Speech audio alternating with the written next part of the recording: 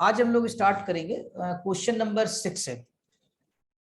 Question number 6 में है define transpose of A matrix, also right its properties. यानी transpose of matrix बताना है और इसकी प्रॉपर्टीज भी बतानी है आपको। तो ट्रांसपोज क्या होता है, अभी इसको बगैर पढ़े हुए हम आपको एग्जांपल देते हैं एक, और शायद आपने 12th क्लास में पढ़ा भी होगा कि अगर कोई हमारी मैट्रिक्स है, अभी हम स्क्वायर मैट्रिक्स यहाँ पर ले रहे हैं, मान लीजिए 2 3 4 6 2 1 और यहाँ 0 कर लिया, 4 कर लिया, 0 कर लिया आपने ये। तो इसको अगर हम रो और कॉलम चेंज कर दे तो ए टी लिखते हैं, ए के ऊपर टी, या हम यहाँ पर ऐसे डैश लगा सकते हैं। ठीक, रो कॉलम में यानी पहली रो जैसे ये है तो इसको हमने पहली कॉलम में कर लिया 2 3 4। दूसरी रो आपकी है तो उसको 6 2 1 कर लिया। तीसरी रो है आपकी थर्ड वाली, उसको 0 4 0 कर लिया। तो रो को कॉलम में कन्वर्ट कर देना, या आप देखें तो ऐसा लग रहा है कि कॉलम रो में हो गई है। अगर हम 2 6 4 को देखें तो देखिए 2 6 4 यहाँ पर आ गई है ना, फर्स्ट कॉलम फर्स्ट रो बन गई है। तो रो को कॉलम में चेंज करते हैं या कॉलम को, तो जो नई मैट्रिक्स आपको मिलेगी, न्यू मैट्रिक्स ऑब्टेन्ड है, तो वो आपकी ट्रांसपोज्ड मैट्रिक्स कहलाती है। किसकी transpose? Of the given matrix A. तो देखिए ट्रांसपोज ऑफ ए मैट्रिक्स का क्या मतलब है, the matrix obtained by interchanging the rows and the column of a given matrix is called a transpose of matrix A and is denoted by A dash, और A की power T लगा देते हैं, A T. Power क्या है? ये एक notation है ए टी, ठीक है, पावर नहीं कह सकते इसको। इन अदर वर्ड्स इफ ए आई जे, यहां ध्यान दीजिएगा, ए आई जे एम क्रॉस एन, तो ए डैश क्या हो जाएगा, यहां पर आ गया आपके पास ये जो डैश लगा हुआ है ए, ये डैश है आपका, ठीक, और ये एन क्रॉस एम में चेंज हो जाएगा ये। और अगर इसके ए आई जे की बात करें, ए आई जे प्रिंट नहीं है इसमें, मिसप्रिंट है कुछ, तो ये जो एलिमेंट है ए डैश आई जे वो ए जे आई की होंगी। यानी कि जो एलिमेंट आपका मान लीजिए सेकंड रो फर्स्ट कॉलम में है, वो ट्रांसपोज वाले में फर्स्ट रो सेकंड कॉलम में हो जाएगा। ठीक, जैसे लिखा भी है आई कॉमा जेथ element of A is J comma ith element of A dash. तो ये ट्रांसपोज मैट्रिक्स की डिफिनीशन है, और हमने आपको एग्जांपल भी बता दिया कि ये इसकी वर्किंग है, इस तरीके से निकाला जा सकता है। हाँ, अगर अब कोई भी मैट्रिक्स आपके पास है, अच्छा इसमें ये बात ध्यान रखिएगा, कोई स्क्वायर की जरूरत नहीं है कि हमेशा स्क्वायर ही मैट्रिक्स होनी चाहिए। स्क्वायर भी हो सकती है और कोई m क्रॉस n ऑर्डर की मैट्रिक्स भी हो सकती है। Any order is acceptable here, right. अब आते हैं special properties of transpose matrix की प्रॉपर्टीज क्या होती हैं। तो प्रॉपर्टी क्या है कि if A B any matrix then A dash dash is equal to A, यानी अगर ट्रांसपोज्ड मैट्रिक्स का फिर ट्रांसपोज किया जाए तो वापस मैट्रिक्स मिल जाती है, ओरिजिनल मैट्रिक्स मिल जाती है। ये प्रॉपर्टी भी करके देख लीजिए, ये फुलफिल भी हो जाएगी, बस सिंपली याद रखिए क्योंकि आपका 12th क्लास में था सब कुछ, वहां प्रूफ भी दिए हुए हैं। अब अगर हम दो मैट्रिक्स ऐड करके ट्रांसपोज लें या सब्ट्रैक्ट करके ट्रांसपोज लें, या उनका अलग अलग ट्रांसपोज लेने के बाद ऐड और सब्ट्रैक्ट करें, तो रिजल्ट सेम आएगा हमारा। A and B being matrices of same size. Same size का मतलब हुआ कि एडिशन कंफर्टेबल होना चाहिए उनका। आपने पढ़ रखा है कि ऐड कब कर सकते हैं मैट्रिक्स को या सब्ट्रैक्ट कब कर सकते हैं, जब वो कंफर्टेबल हो, यानी सेम साइज की हो, सेम ऑर्डर की हो।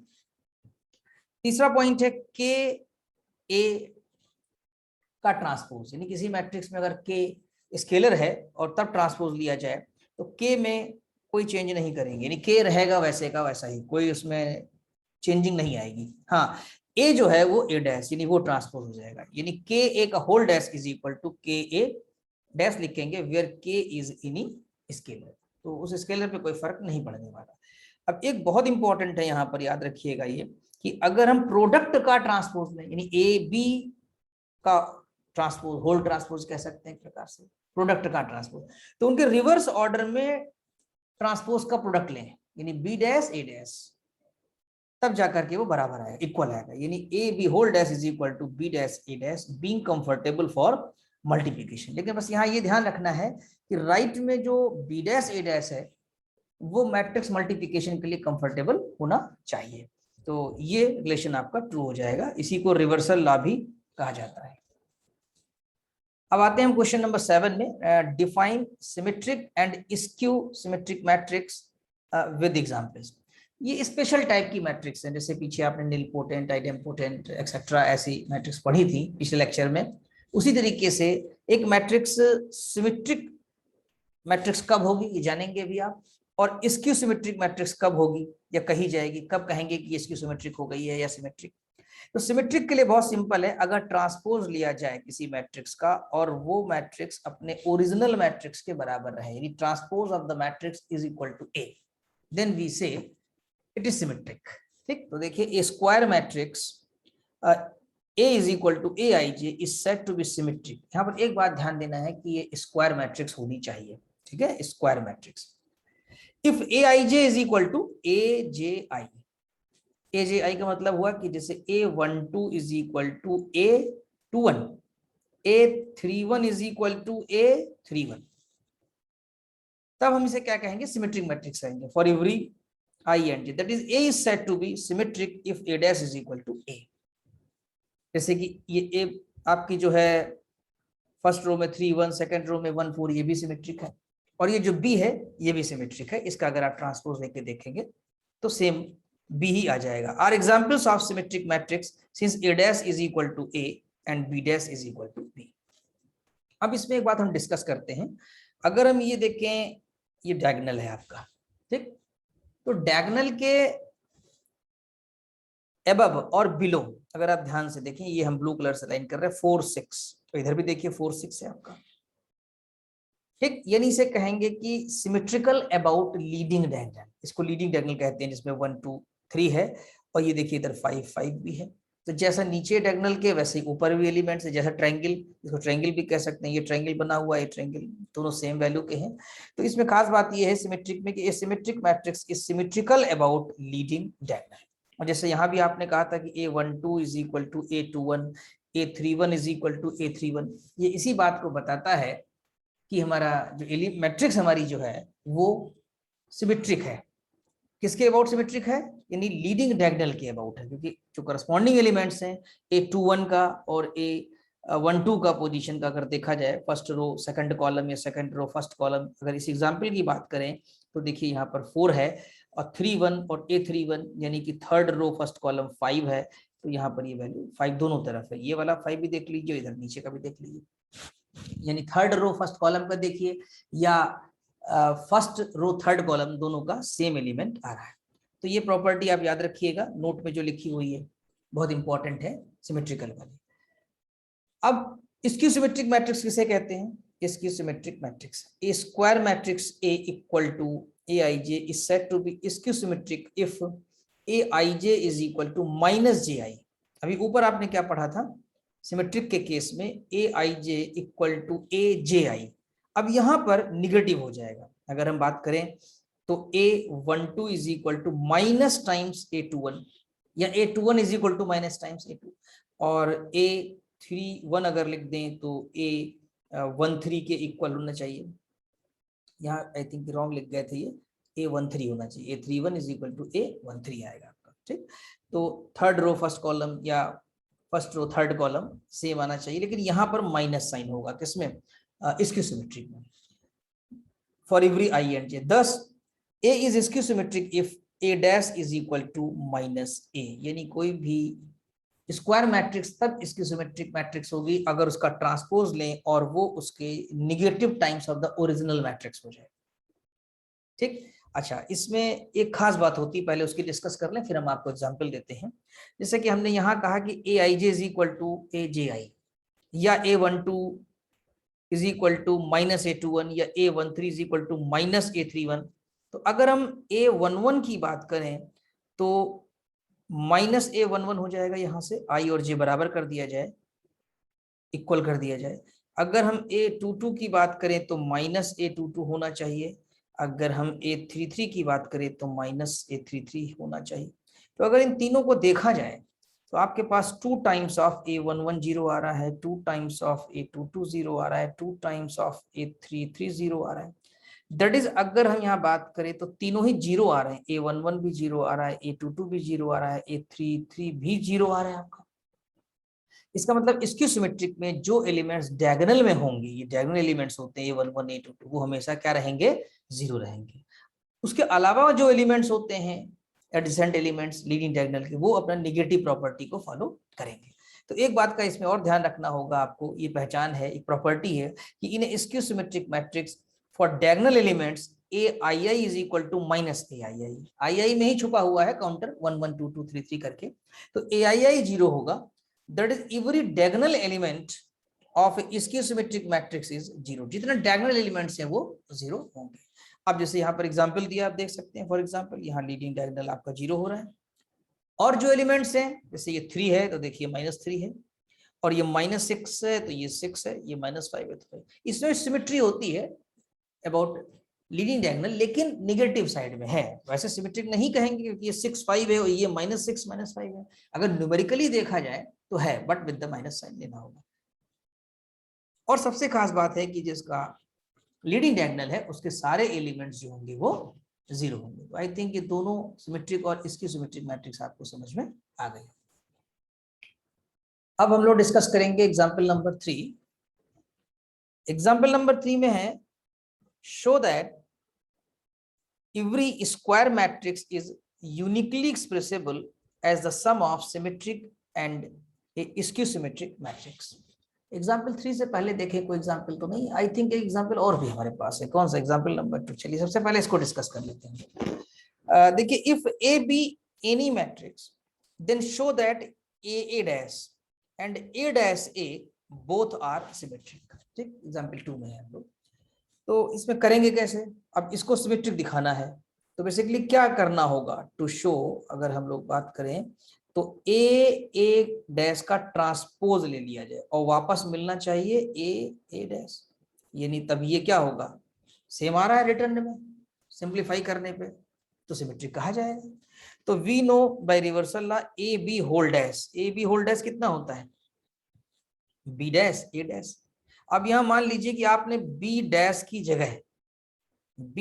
जगह A डैश पुट कर दिया, पुट, ये पुट कर दीजिए B is equal to A dash. तो यहाँ पर B की जगह A डैश आ गया तो A डैश का डैश। अब इसके बाद यहाँ रिवर्सल लॉ लगा दीजिए कि यहाँ पर देखिए B डैश है तो B डैश का मतलब यहाँ पर तो क्या हो गया? B माने A डैश, तो A डैश का डैश और फिर ये A, और A डैश का डैश फिर वापस A होता है, ऊपर प्रॉपर्टी पढ़ी आपने तो A डैश। तो जो मैट्रिक्स आप लेकर चले थे A डैश, उसका ट्रांसपोज लेने के बाद भी वो मैट्रिक्स A डैश ही मिल रही है, इसलिए A डैश की सिमेट्रिक मैट्रिक्स कही जाएगी। तो आई थिंक समझ में आ गया होगा। अगर हम ये वाली मैट्रिक्स लेते हैं A डैश A, ठीक, जो क्वेश्चन में है, फिर इसका भी यही करेंगे, A डैश A का ट्रांसपोज लिया, रिवर्सल ला लगाएंगे तो ये वाला A पहले आएगा यानी A डैश हो जाएगा, और इस वाले को बाद में लेंगे हम लोग, रिवर्सल है तो A डैश का डैश दैट इज ये हो जाएगा A डैश, और A डैश का डैश हो गया वापस A। तो जो मैट्रिक्स आप लेकर चले थे A डैश A, वापस वही A डैश A मिल गई। इसका मतलब हुआ कि ये भी सिमेट्रिक है। दैट इज अगर हम यहाँ देखें तो हम कह सकते हैं कि A dash A is also symmetric, is also symmetric. Hence A dash and A dash A both are symmetric. ये एग्जाम्पल 2 भी कर लिया आपने। अब आते हैं एग्जाम्पल नंबर 3। एग्जाम्पल नंबर 3 में जैसा कि लिखा हुआ है, show that every square matrix is uniquely expressible as the sum of symmetric and skew symmetric matrix। यानी ये दिखाना है कि कोई अगर स्क्वायर मैट्रिक्स है तो उसके हम दो पार्ट कर सकते हैं, sum of symmetric and skew symmetric. यानी एक मैट्रिक्स को दो मैट्रिक्स में ब्रेक किया जा सकता है, तोड़ा जा सकता है, अलग अलग किया जा सकता है। उसमें से एक सिमेट्रिक होगी और दूसरी स्क्यू सिमेट्रिक होगी, ऐसा हम प्रूफ करेंगे। तो देखिए, एक मान लीजिए स्क्वायर मैट्रिक्स है, let A B any square matrix, then we can write. अब हम यहाँ पर एक तरीके से लिखेंगे, एक मेथड बताएंगे, और उसको एज ए फार्मूला आपको याद भी कर लेना है, और राइटिंग सही भी है। क्या हम ए को लिख सकते हैं half A plus A dash plus half A minus A dash? अगर मैट्रिक्स ए लिखें half A plus A dash कर लिया, मतलब हमने ए डैश को इंसर्ट किया इसके अंदर, ठीक है, यूज किया, और ए माइनस ए डैश कर लिया। ठीक, तो देखिए ये जब आप ओपन करेंगे तो हाफ ए और ये वाला हाफ ए मिलकर ए बन जाएगा जो कि लेफ्ट में है, और हाफ ए डैश और इधर माइनस हाफ ए डैश आएगा। फर्स्ट ब्रैकेट से प्लस हाफ ए डैश और दूसरे ब्रैकेट से माइनस हाफ ए डैश, वो कैंसिल हो जाएगा आपका। तो कुल मिलाकर ये राइटिंग हमारी सही है।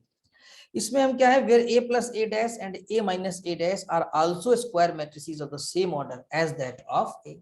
क्योंकि अब हमारे स्क्वायर ही लेंगे, आप 3x3 लिया या 4x4 लिया, तो दो मैट्रिक्स जब ऐड करेंगे ए प्लस ए डैश, तो वो भी 4x4 की होगी, यानी स्क्वायर मैट्रिक्स रहेगी, और ए माइनस ए डैश भी स्क्वायर मैट्रिक्स ही रहेगी आपकी। ठीक, अब हम क्या करेंगे कि इसमें जो पहला वाला है, यानी हाफ तो कोई मतलब नहीं है, स्केलर है, उसका कोई ज्यादा यूज नहीं है, बस केवल हाफ को बैलेंस करने के लिए लिखा गया है।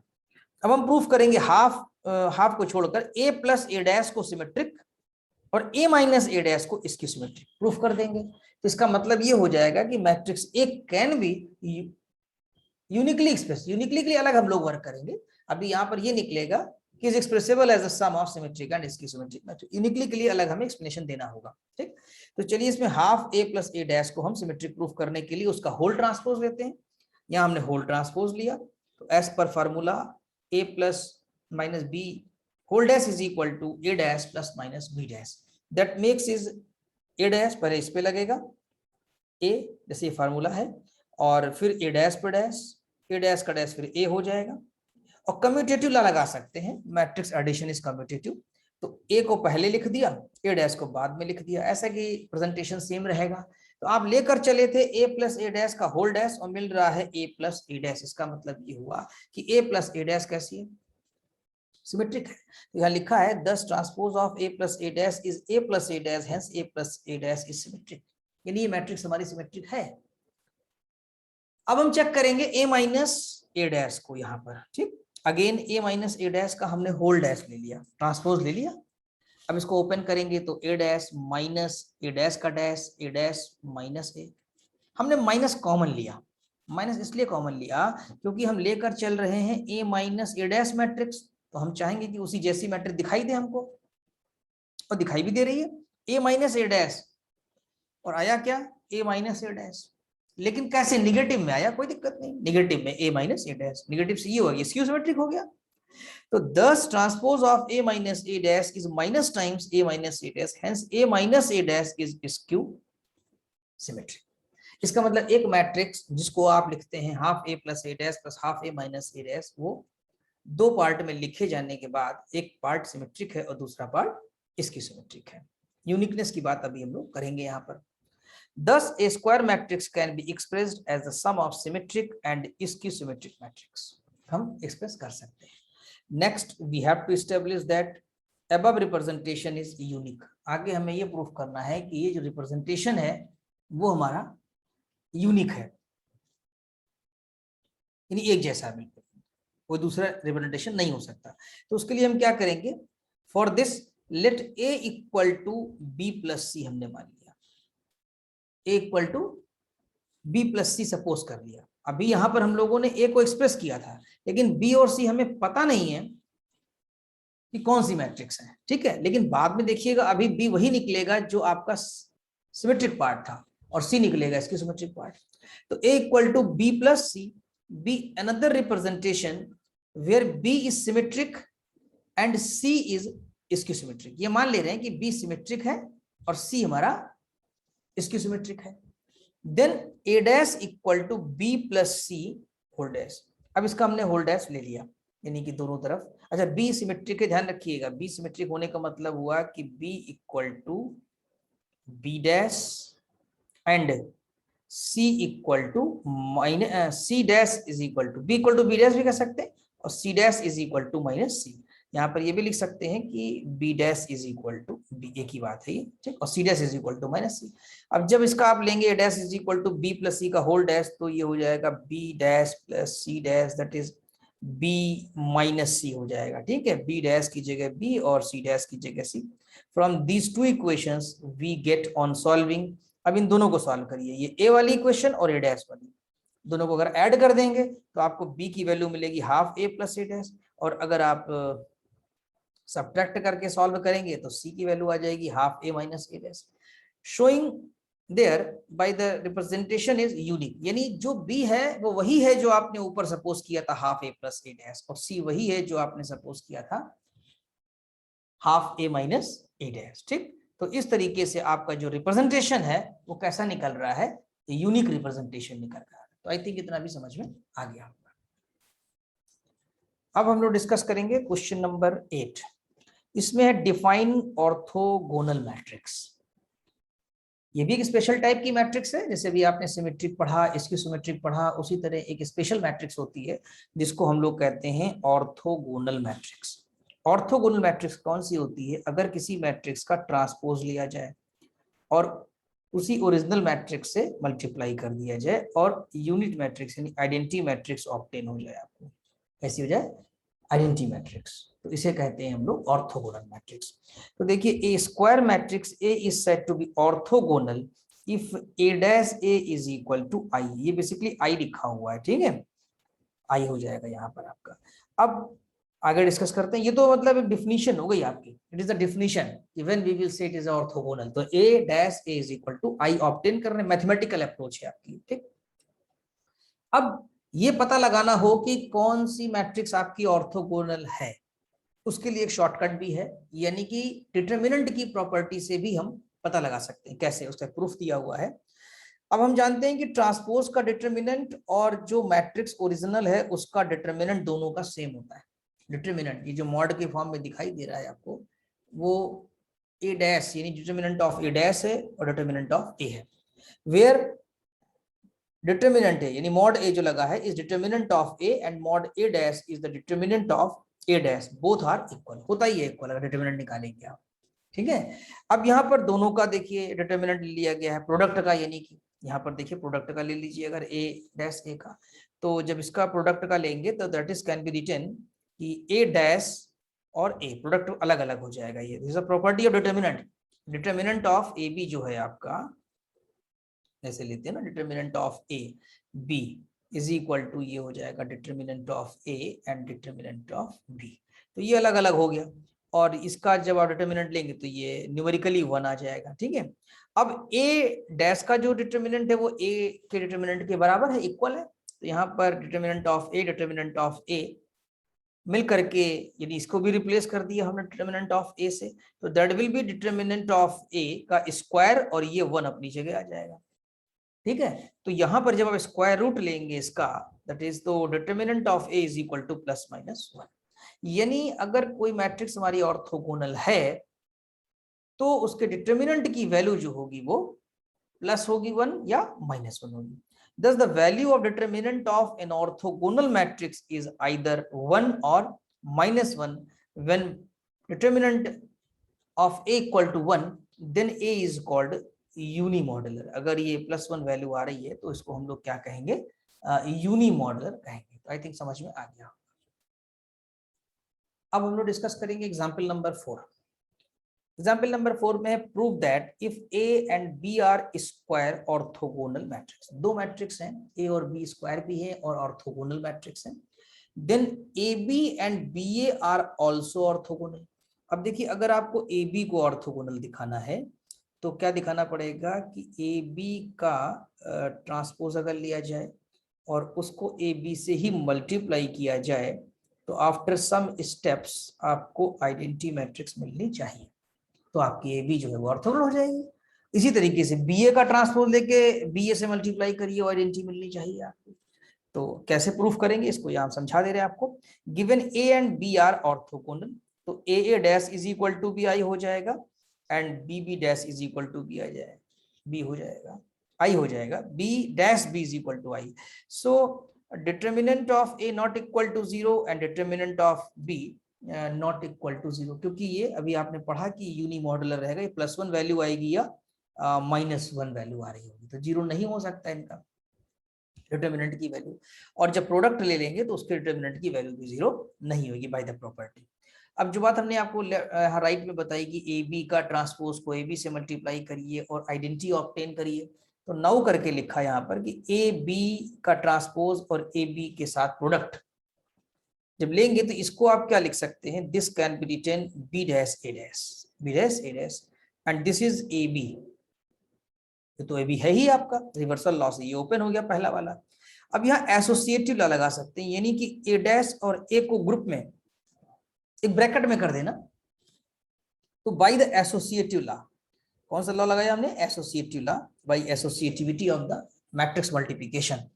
ए डैश ए को एक साथ कर लिया आपने, और उसके करते ही यहाँ से ये जो प्रॉपर्टी थी वो हमने लगाई कि A dash A is equal to, क्योंकि ए हमको ऑर्थोगोनल गिवन है, तो A dash A is equal to 1, mathematical 1 है ये, नहीं 1 नहीं, सॉरी आई आएगा यहाँ पर, 1 नहीं आएगा, ये डिटर्मिनेंट में 1 आता है, यहाँ पर आइडेंटिटी मैट्रिक्स आ जाएगी, ठीक है।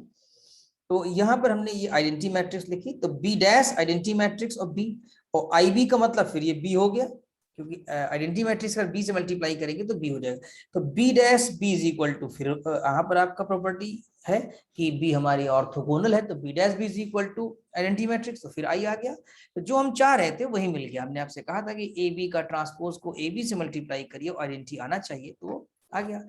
दस A B transpose into A B is equal to identity matrix क्या इंप्लाई करेगा, implies A B is orthogonal, similarly we can show that B A is also orthogonal. B A का जब आपको दिखाना होगा तो आप बी ए का होल डैश लेंगे और बी ए लेंगे, और by the sum steps you will have to proof it as a unit matrix या आइडेंटिटी मैट्रिक्स कहते हैं, प्रूफ करना होगा आपको। अब एक यहाँ पर एग्जाम्पल दिया हुआ है, एग्जाम्पल नंबर 5। एग्जाम्पल नंबर 5 में एक वेरिफिकेशन करना है आपको, वेरीफाई दैट मैट्रिक्स, ये गिवन मैट्रिक्स है, आपको इस मैट्रिक्स को आप आगे चलकर ए मान लेते हैं, इज ऑर्थोगोनल, इसे ए दिखाना है, एलिमेंट दिए हुए हैं, बहुत सिंपल सा क्वेश्चन है, आपने इसको लेट किया, ये ए आ गया और आपने ए डैश निकाला, ऑर्थोगोनल शो करना है, इसका मतलब क्या शो करना है कि A dash A is equal to identity matrix, A dash A is equal to identity matrix proof करना है, तो ए आपने लिख लिया जो गिवन है प्रॉब्लम में, और ए डैश ट्रांसपोज ले करके लिख लिया।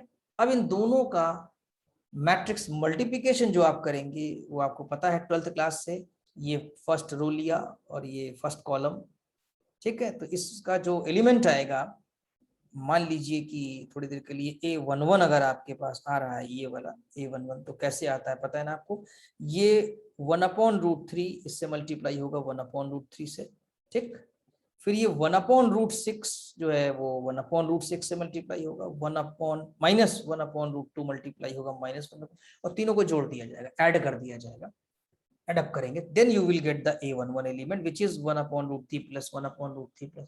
उसी तरीके से फिर हम लोग, जैसे कि हमने यहाँ बता दें एक बार आपको कि R1 लिया, ठीक, उसको हमने मल्टीप्लाई किया C1 से, फिर एक बार मल्टीप्लाई करेंगे C2 से, और एक बार मल्टीप्लाई करेंगे C3 से, और C2 वाला ये एलिमेंट आएगा A12, यहाँ पर ये एलिमेंट आएगा जब आप C2 के एलिमेंट से मल्टीप्लाई करेंगे, यहाँ पर A13 वाला एलिमेंट आएगा जब R1 को C3 से मल्टीप्लाई करेंगे। सिमिलरली R2 लेकर चलेंगे, सेकंड रो, ये 12th क्लास का मल्टीप्लिकेशन है, वहां से भी वीडियो देख सकते हैं आप 12th क्लास के, और रिवीजन कर सकते हैं, और मल्टीप्लाई जब आप कर लेंगे और सिंप्लीफाई करेंगे, तो अगर कोई मिस्टेक नहीं करेंगे तो आपको ये यूनिट मैट्रिक्स यानी आइडेंटिटी मैट्रिक्स मिल जाएगी, ठीक है, जिसमें ये लीडिंग डायगोनल 1 1 होता है, अपर ट्रायंगल लोअर ट्रायंगल जो है वो 0 होते हैं, तो इसका मतलब है ये आइडेंटिटी मैट्रिक्स आ गई, हेंस ए इज ऑर्थोगोनल, यानी गिवन मैट्रिक्स ए जो है आपकी वो ऑर्थोगोनल है। तो आई थिंक ये पूरा समझ में आ गया होगा।